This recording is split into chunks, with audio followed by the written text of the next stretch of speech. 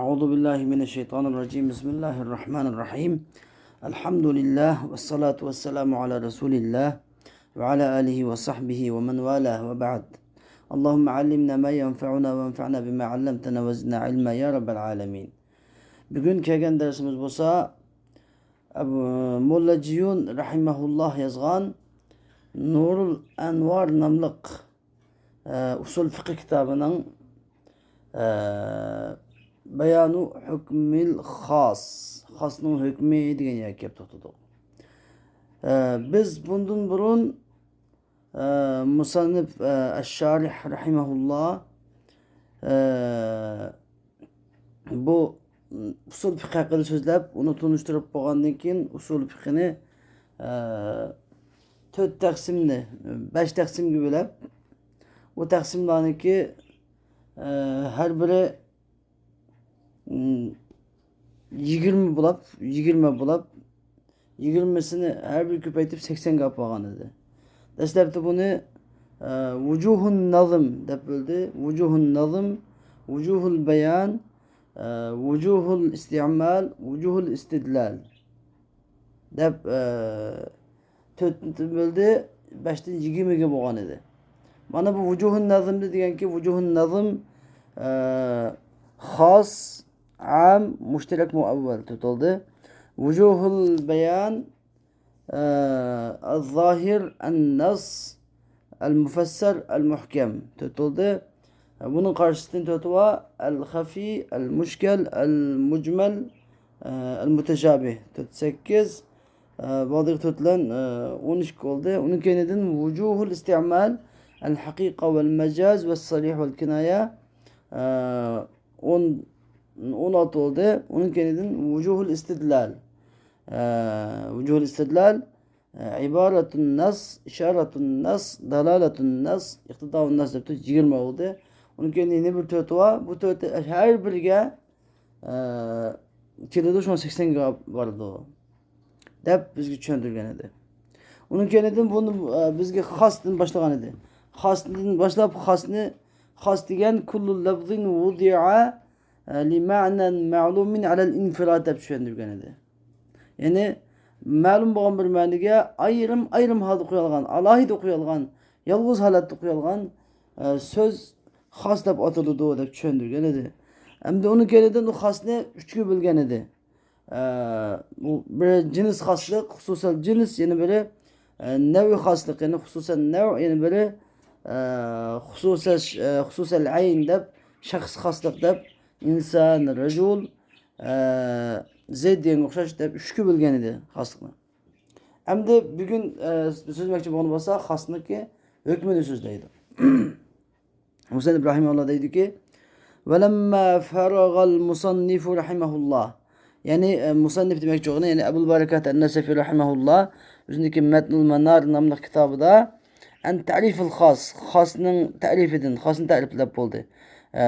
El-khasu kullu lafzin vudi'a li ma'nan ma'lumin alel infirad deb khasını ta'riflep bo'lgandan keyin ve taqsimi khasını bilep bo'lgandan keyin khasını xususal cins, xususan nav, xususal ayn deb bilep bo'lgandan keyin şara'a fi bayan hukmihi. Yani bu khasının hükmü nima? Bu xosdan qanday hukm chiqadi? Mana xos Qur'on Karimda bir xos oyat kelsa, bir xos hadis kelsa, buning hukmi nima? Xos so'z kelsa, deb kelib qolsa, shuni hukmini bayon qildi. Faqal al-musannif rahimahullah dediki, yana bu Barakat an-Nasafi rahimahullah dediki: "Ve hukmuhu ay yetanawala al-makhsusa qat'a." Yani xosning hukmi xoslangan bo'lakni, ya'ni xoslangan ma'nini, xos degan xoslovchi, buning ma'nisi xoslanuvchi bo'ladi. Ya'ni xoslangan ma'nini qat'iy turda o'z ichiga olishi. Xoslangan ma'nini qat'iy turda o'z ichiga olishi to'g'ri. Endi bizga ash-sharih rahimahulloh, Mulla Ciyun rahimahulloh birdan ish birdan bu.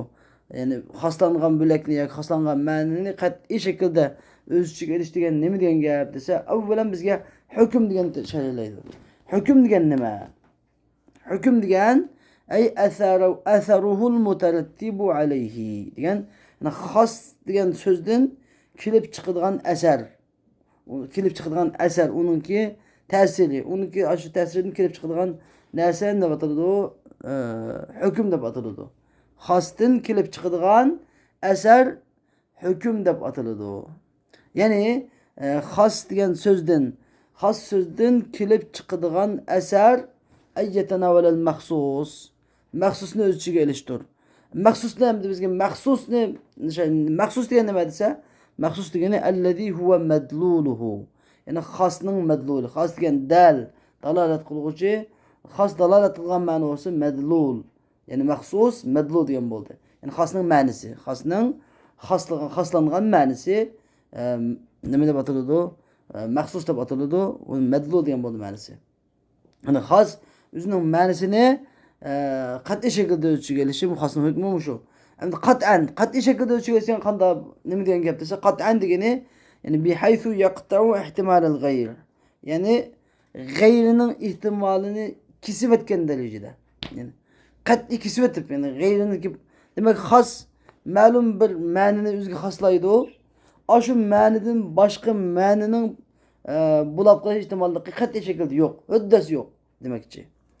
Anladın mesela biz gibi misal getirip zaten. Mesela فإذا قلنا yani medgi fa tefsil yani biz mundak desek Zeydun alimun Zeydun alim Zeyd alim desek fe Zeydun has Zeydun diyen sözümüz has bu hususel cinsdeki has ama hususel ayında şahs haslıkındaki has Zeyd la yahtemilu gayrahu Zeyd alim desek Zeyd diyen sözümüz hastur la yahtemilu gayrahu Zeyd'in başkasını ihtimal getirmeydi. İhtimalen naşiyen an delil. Zeyd'in başkasını delilden payda bolgan bir ihtimallıkta ihtimal getirmeydi o. Bu ne degen gap? Delilden payda bolgan ihtimallıkta degen gap. Yani bizde ihtimal, iki xil ihtimallık var. Biri delilsiz payda bolgan ihtimallık. Yani biri delil bilen payda bolgan ihtimallık. Delilsiz payda bolgan ihtimallık bu hastı var. Lekin bu hasının qat'iyligiga hech qanday ta'sir yetkazmaydi. Lekin delil bilen payda bolgan ihtimallik şu desa, buningda İmam Şafii rahimahullohdek ba'zi mezheblar delil bilen payda bolgan ihtimallik ta'sir hasniki hükmüge qat'iyligiga ta'sir yetkazadi, hasni o'zgarta oladi deydi. Lekin Hanefi mezhebida shu o'zgartanmaydi. Delil bilen payda bolgan bo'lsa, u hasniki qat'iyligini o'zgartanmaydi. Taki aşu payda bolgan delil muş has bilen o'xshash darajada mutawatir shaklda bo'lmoqchi. Endi mishadagi delil degan nima ma'noda? Qarina degan ma'noda. Ya'ni bir xos so'z bor. Masalan, Alloh taolaning qavlidagi masalan salasata quru degan qavli. Ayollar 3 qara iddat tutsin. Degandagi salasata quru degandagi salasatun degan san xossan, xos. Yani ya 2 yerimini ihtimal keltirmaydi yoki 3 yerimini ihtimal keltirmaydi. Lekin quru degan so'z mushtarak so'z. Quru degan so'z hayiz degan ma'nosi mi bor, poklik degan ma'nosi mi bor. Demak, mana bu shu mishadagi ehtimolun nashun an delil degan, ya'ni bu shu xosniki qarinasi, xosning baqildagi quru degan so'zda 2 ehtimollik bor. Bu shu ehtimolun nashun an delil. Mishada biz Aşuniki iki ma'nosiniki ihtimolligiga bo'ysunmaymiz desa biz unga bo'ysunmaymiz. Biz faqatlam xosning qat'iyligini tushuntiramiz. Xosning qat'iyligi qaysi ma'noda ekan shu bo'yicha tutamiz. Biz ya'ni salasat degan so'zning o'zi bizniki mishadagi salasata quru degandagi hukmni hayizga ayol kishi 3 hayiz iddat tutadi deyishimizga yetadi. Salasat degan bir so'zni xos qilgan ham boshqa ehtimol keltirmaydiganligi. Çünkü eğer paklık da hüküm kalsak bu şeydeki tohurunu, kurukunu uçakta ya 2 yerim paklık lazım kılıyordu ya 3 yerim paklık lazım kılıyordu. Allah Teala 3 dedi mi şu heyiz olsa heyizde fakat 3 heyiz kamil buludu. Şunun için bu şu hasniki qat'ilikini lazım tutuşun bir yerde biz bu şeydeki kurukunu nemiga hamle kılımız heyizga hamle kılımız. Hem de ihtimalın delilsiz peyda bolgan Qarinasiz paydo bo'lgan ehtimollik degan masalan, men jaa Zeydun desam masalan, jaa Zeydun desam, jaani Zeydun desam, mana nimaga Zeyd keldi desam, ya bilak adam ki qammi bo'ladi meni ko'lamda. Zeydning o'zi kelmi, ya Zeydning bolasi kelmi bo'ladi, ya Zeydning gapi kelmi, xabar kelmi bo'ladi ko'lamda. Meni ko'lamda bir gumon kelib qolishi mumkin. Bu kilidi bu. Bu guman kilidi. Lekin bu bu şu kelgen gumanning o'zi g'ayri mu'tabar, yani e'tiborga ilinmaydi yani. Bu xosniki zeytning kelganligidan iborat xabarni o'zgartirmaydi. Lekin ayda ba'zi chaqda mushundaq hatto ko'ngildagi gumanni yo'q qilib o'tish uchun bayon, taqrir deb bir taqrir qilish mumkin. Ja'ani zaydun deb qilib nafsuhu. Ja'ani zaydun nafsuhu deb qo'ydi shu ta'kid uchun. Mana zaydning o'zi gapdi deb qo'ydi. Mesela gap qiluvchi nima uchun? Ko'nglimdagi zaydni bilagidan qilmadiki ya degan gumanni yo'q qilish. Lekin nafsuni demagan taqdirdami ja'ani zayd dedimi, boshqa ehtimollik hammasi kesiladi. Hatto ko'nglimdagi guman ehtimollik borligi bo'lgan bilan kuch qilgan emas degan gap. Shuning uchun aytdiki, la yahtamilu g'ayrahu ihtimalan nashiyan an dalil degan gap.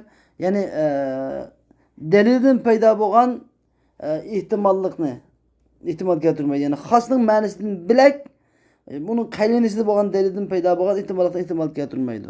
Lekin dalildan paydo bo'lmagan ehtimollik uchun bu xosniki qat'iyligiga ta'sir yetkazmaydi.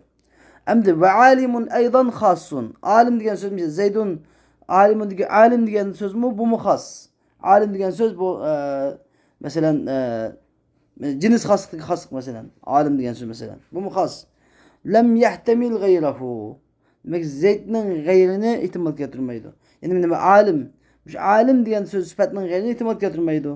Kezalike shuningdek. Yani kezalike degani yani ihtimalen nashan an delil. Yani delilden paydo bo'lgan bir ihtimal getirmeydi. Fakku endi demek delilsiz paydo bo'lgan ihtimollik kelib qolishi mumkin. Lekin u kelsa u xosning qat'iyligiga ta'sir yetkazolmaydi. Fakullu wahidin min al-kalimatayn andagan degan bu şu Zeydun alimi degan her iki kelimenin her biri yetenavalu medlulahu qat'an. Özünün medlulun diye özünün ma'nosini qat'iy şekilde öz ichiga oladi. Zeydning ma'nosi nima? Zeyd desam Zeydning ma'nosi kavnuhu Zeyd. Zeydning Zeyd ekanligi Zeydning ma'nosi. Alim degan alim desamchu alimning ma'nosi yani kavnuhu aliman. Zeyd alimning alim ekanligi. Nima? Bunun ma'nosi. Demek ikisi birleşkende fesebetet min mecmu'il kelami qat'iyyetul hukmi bi alimin ala Zeydin bi hadhihi vasıta. Yani bu şu kalamdaki Zeyd ve alim degan bu cümledeki cuglanmasından alim degan hükümning Zeydga qat'iy ekanligi sabit oldu. Anladın? Alim degan hükümning Zeydga qat'iy tarzda sabit bo'lganligi sabit bo'ldi bi hadhihi vasıta degan mushu vasıta bilan degan gap, ya'ni Zeydniki xosligi ve alimning xosligi bilan ve xosning o'zining madluluğu qat'iy şekilde dalolat qilganligi, o'ziniki madlulini qat'iy şekilde o'ziga olganligi vasitasi bilan Zeyd alim, undan boshqa narsa emas. Zeyd alim bo'lgani Zeyd alim deb bir-biriga xos bo'lganligini, boshqa ehtimollik yo'qligini ko'rsatadi. Endi bizga musannif rahimahulloh xosniki hükmünü, iki hükmünü bayan qiladi. Bir hükmü xosniki ayet maxsusni qat'iy şekilde o'z ichiga olish dedik. Endi yeni bir hükmü bu bo'lsa shu xos o'ziniki xoslangan bo'lakini qat'iy şekilde o'z ichiga olgandan keyin boshqa bayonniki boshqa bir buniki bayon qilinishining ehtimoli bo'lmaydi. Çünkü uch qashqar bo'lganlik uchun. Demak, ashundan malozim qiladigan mutalazim boshqasi. Yetenavalal maxsus qat'an bilan ve la yahtamilul bayanalik onu beğendiğin mutelazim, yani xosniki o'ziniki xoslangan bo'lakini qat'iy şekilde o'z ichiga olishdan nima lozim qiladi? O xosniki buni bayon qilinmasligi, xosning o'ziniki uch oshkora bayon qilingan ekanligi, mufassal ekanligi, boshqa bir tafsir qilinmaydiganligi lozim qiladi. Demek bu qarmoqqa ikkidek ko'rinadi, lekin bu lazim malzum, mutalazim, ikkisi orasida talazum bor. Uni keyin yani demek mefhumda bir tashqirida boshqa. İkisi birisi lazım tutuldu. Ve la yahtamilul bayana li kevnihi bayyinen degan xosning ikkinchi hukmi bayonni ehtimol keltirmaydi, yani bayon tafsirini ehtimol keltirmaydi. Nimishqa? Chunki xosning o'zi buchuq oshkora bo'lganligi uchun. Hada hukmun akhar. Bu yeni bir hüküm. Mukavvin lil hukmil evvel. Birinci hükümni güçlendirdiğin, yani ayetin evvelen maksusa kat'en diye hükümni güçlendirdiğin yeni bir hüküm.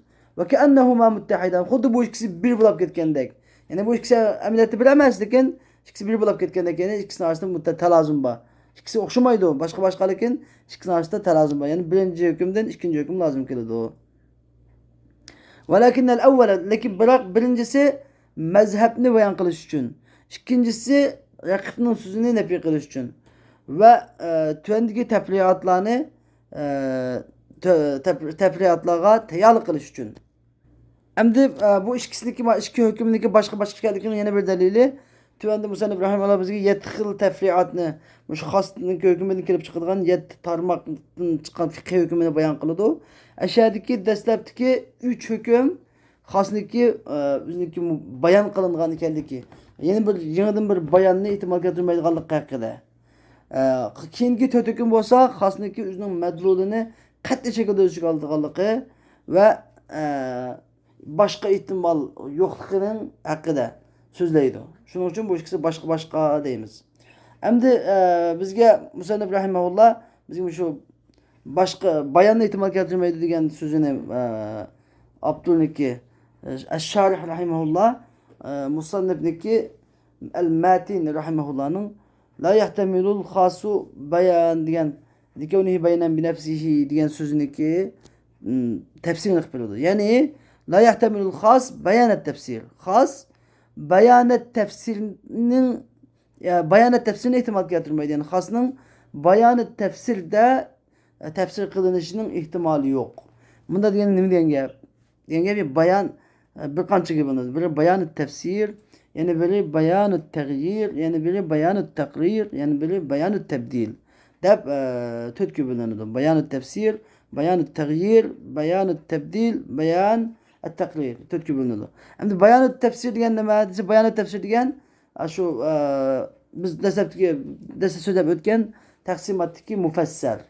Yani bir sözünki zahirden ve neslin yukarı şekilde bulup yani uçuk aşkara bayan kılınır. Sözün üzü aşkara.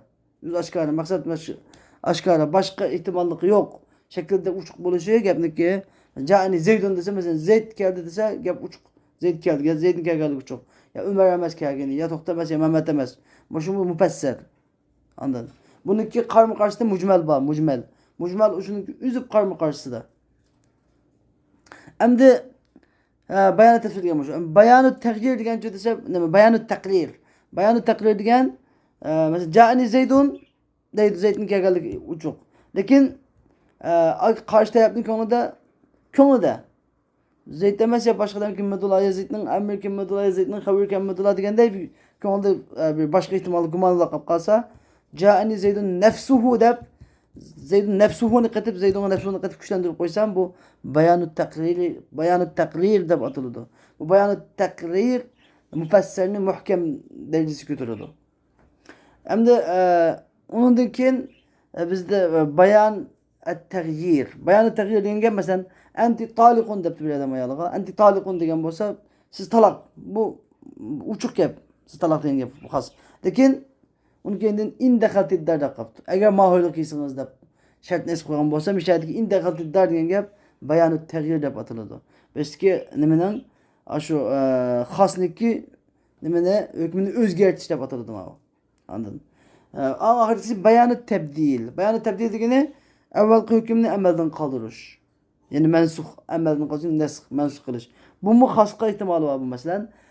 Allah Teala destekte mesela Mescid-i Aksa'ya Resulullah Medine'den Mekke'de Medine'ye kalkanda 16 ay o 7 ay tarafında Mescid-i Aksa'ya karab namaz kılındı dedi. Onun dinkin aşı hükmünü fevelli vechheke şatral Mescid-i Haram dep yüzünüzü Mescid-i Haram taraf yüzlendirin namazda dep o şu hükmünü emmelden kaldırdı. Has hükmünü yani has hükmüyle emmelden kaldırışma tebdil. Bayanı tebdil dep atıldı. Demek bir yerde bayan has bayanı ihtimal getirmeydi degeni bir yerdeki bayanı tercihine ihtimal getirdi. Has bayanı takrine ihtimal getirdi. Bayanı tebdiline ihtimal getirdi. Has mümkün bayanı takride hüküm özgürlüğü mümkün. Mümkün bayanı takride güçlendirilişi mümkün. Mümkün bayan tebdilde emelden kaldırılışı mümkün. Lakin bayanı tefsir kılınmaydı. Çünkü hasının üzü müfesser. Hasının üzü müfesser uçuk. Adalgandıkin bayanı tefsir kılınmaydı deydi. Hem de deydi ki la yahtemilul khassa bayanı tefsir. Yani ki bayan da musannif bayan deb keltirib qo'ydi. Siz hammani keltirmay, hamma bayanning ehtimoli yo'q deb qolmang. Bu yerdagi bayani tafsirning ehtimoli yo'q deb aytadi sharh. Likavnihi bayanan bi nafsi, chunki xos o'zi mustaqil holda oshkor bo'lganligi uchun. Ya'ni o'zi mufassal xos. Huwa muqabilun xos muqabilun lil mujmal. Mujmalga qarama-qarshi keladi. Ya'ni aş mujmalning qarshisidagi mufassar. Mujmalning qarshisida mufassar va aş mufassarning o'zi xos. Musannif bizga 5 yilda deb bergan Abdur rahimahulloh. Shu qismlarniki 20 qismning ba'zisi kirishib ketdi.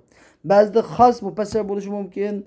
Xos masalan aytaq birsi biriga kirishib ketdi. Hammasi bilak qism bo'lgan bilan ayirgan bilan bir qismni tepishib qolishi mumkin. Shu uningga bek bir kalam nima qilishib kelmasin. Bir qism yana bir qismda bo'lishi mumkin. Bir so'z bir jihatdan bilsa xos bo'lsa, yana bir jihatdan bilsa mufassar bo'lishi mumkin deb o'tgan edi. Shu mishada da'vat bilan. Xosning o'zi nima mufassardir. Mujmalning muqobilasi degan ya'ni mufassardir. Haythu yahtaju ila bayanil mujmali va tafsir degan mujmalni bayon qilishga va uni tafsir qilishga ehtiyoj tushkili, muhtoj bo'g'ili xosning o'zi mujmalning qarama-qarshi tursa. Shuning uchun xos bayani tafsir qilinish ehtimoli yo'q. Ve amma bayanı takrir, ama bayanı takrir ve bayanı taghyir kelsak, feyahtamilu'l xas. Bayanı takrir ile bayanı taghyirniki ihtimali var. Xasta bayanı takrirde bayan kılınış yoki bayanı taghyir bayan kılınış ihtimali var. Demiş ki li'ennehu, çünkü bayanı takrir ile bayanı taghyir xasning qat'iyligi qarama-qarshi kelmaydi. Mesela ben yani Zeydun nefsuhu desem, Zeyd'nin o'zi kelibdi desem, Zeyd'niki qat'iy ekanligini amaldan qoldirmaydi bayanı takrir. Takrir ham kuchlantirdi. Bayanı taghyir desem, enti talikun indahatiddar desem, sen talak hoyluğa kirsen desem, bir yerdeki sen hoyluğa kirip kalsan sen talak diyen gapning o'zi nimani xosniki qat'iyligini amaldan qoldirmaydi, lekin shartni amaldan qoldirdi. Ya'ni hukmni o'zgartirdi. Ya'ni sen talak deganda hukm asli tushmoqchi edi, talak degan naq maydonda. Lekin mushu hoyluğa kirsan degandan hukm muallaqlab esib turdi. Agar hoyluğa kirsa tushdi, mushu qat'iy bo'lgan hukm hoyluğa kirsa tushmaydi. Lekin qat'iyligini zanniga aylantirmaydi. Fe çünkü bayan-ı takrir yuzilul ihtimalen naşi'e bila delil. Bayan-ı takrir dediğimiz yani ca'ani Zeydun nefsuhu desem, Zeydun özü kaptı diyen gepim, delilsiz payda olan ihtimallıkını yok kılıdı. Mesela ben ca'ani Zeydun desem mesela ben. Zeyd kaptı desem, gepni anlayan adamın konuda Zeydun özü kelgen mi ya balıs kelgen mi ya bir xavir kelgen mi nemiz kelgen to. Dep konuda şunda guman payda kaptı. Lekin men gepimni özüden Zeydniki kamiganligi yoki Zeydniki balasi u bu kelganligi chiqmaydi. Lekin aning ko'nglida anda bir ehtimollik keldi, tabiiyki kelishi mumkin. Kelsa shu ehtimollikni kesib o'tish uchun ja'ani Zeydun nafsuhu deyman. Bayan taqrir dalilsiz paydo bo'lgan ehtimollikni yo'qtidi. Fayakunu muhkaman, shuni bilan bu mufassarlikdan muhkam darajasiga chiqadi bayan taqrir bilan. Kama yuqalu ja'ani Zeydun nafsuhu degandek. Ve bayanı taghyiri yahtemiluhu kullu kelamin qat'iyen kan aw zanni. Endi bayanı taghyir degan kalam qat'iy bo'lsinmi, xostek qat'iy so'z bo'lsinmi yoki zanni so'z bo'lib qolib qolsinmi, mushtaraklardek bayanı taghyir kelaveradi. Buna o'xshash. Bumi so'zning qat'iyligiga yoki zanniga bir ta'sir yetkazmaydi bayanı taghyir. Kama yuqalu anti taliqun, masalan anti taliqun deyil indaqatiddar deyiladi. Anti taliqun degan mishadagi taliq degan so'zning o'zi asli xos. Lekin sen talaq degan so'z. Lekin indaqatiddar degan shart bilan kelgandan keyin bu shu xosniki hukmi nima bo'ldi? Taghyir bo'ldi. Asli xosning hukmi darhol talaqni tushishi edi. Talaq indaqatiddar kelgandan keyin tushmay muallaq qilib turdi. O'ylab kelsa tushdi, bo'lmasa tushmaydi. Lekin xosni zanniga aylantirmadi. Xatolik tushamiga tushmasligiga aylantirmadi. O'ylab kelsa tushdi, kim tushmaydi. Yani keskin holatda. Va hakada bayanı tebdil. Bayanı tebdil mu yani yahtemilul xas. Xas bayanı tebdil mu? Xasqa bayanı tebdil mu kelish ihtimali var. Yani amelden qaldırış, nasx, mansux qilish, qiblani o'zgartirishidek masalan.